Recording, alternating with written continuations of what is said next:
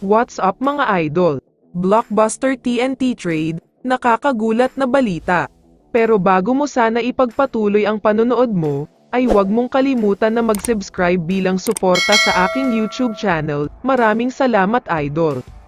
Para sa mga hindi nakakaalam, naglabas ng panibagong update ang dalawang legit na sports insider na sina Snow Badwa at Homer Sison, tungkol sa nangyayari ngayon sa pagitan ni Mikey Williams at TNT Tropang Giga. Ayon sa kanila, nag-offer daw ang TNT ng sweldo na $26,000 kada buwan, kung convert sa pesos ay aabot na ito sa mahigit 1.4 million pesos na sweldo, pero tinanggihan daw ito ni Mikey Williams.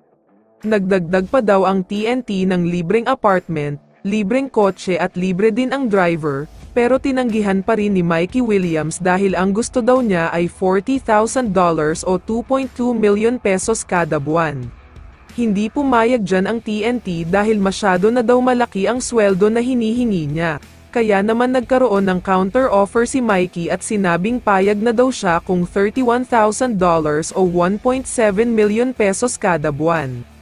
Hindi na nga daw sumagot ang TNT sa counter-offer ng kampo ni Mikey Williams, at mukhang dito na daw natatapos ang negotiation dahil handa na daw silang mag-move on, at kukuha na lang ng isang magaling na player. Isa nga ang rising superstar ng Terra Firma na si Stephen Holt sa gustong kunin ng TNT, lalo pat sobrang ganda ang laro na pinapakita niya ngayon at siya rin ang sinasabing susunod na kasing galing ni Mikey Williams. Handa nga daw sila na ibigay ang rights ni Mikey kapalit ni Holt. Pero ang magiging katanungan na lang dito ay kung mapapapirma nga ba ng Terra Firma si Mikey at kung papayag nga ba sila sa laki ng kontratang hinihingi niya. Alam naman natin na hindi hamak na mas mayaman ang MVP Group kumpara sa Terra Firma, kaya naman hindi gaanong capable ang mga ito na bayaran si Mikey. Pwera na lang siguro kung may cash incentives na kasama sa trade package.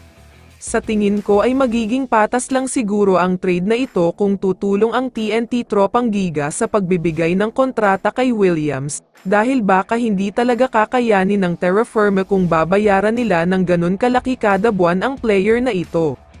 Pero kung talent ang pag-uusapan, sa nakikita ko ay future superstar nga talaga itong si Stephen Holt.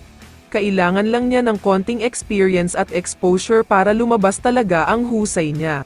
After 1 or 2 years ay superstar na ang player na ito. Kaya naman kung ikaw ang tatanungin idol, ano ang masasabi mo sa trade ng TNT at Terra Firma? I-comment mo naman ang sagot mo sa tanong na ito. So dito na nagtatapos ang video na ito. Maraming salamat sa pagsuporta at panonood mga idol. Ingat at bye-bye.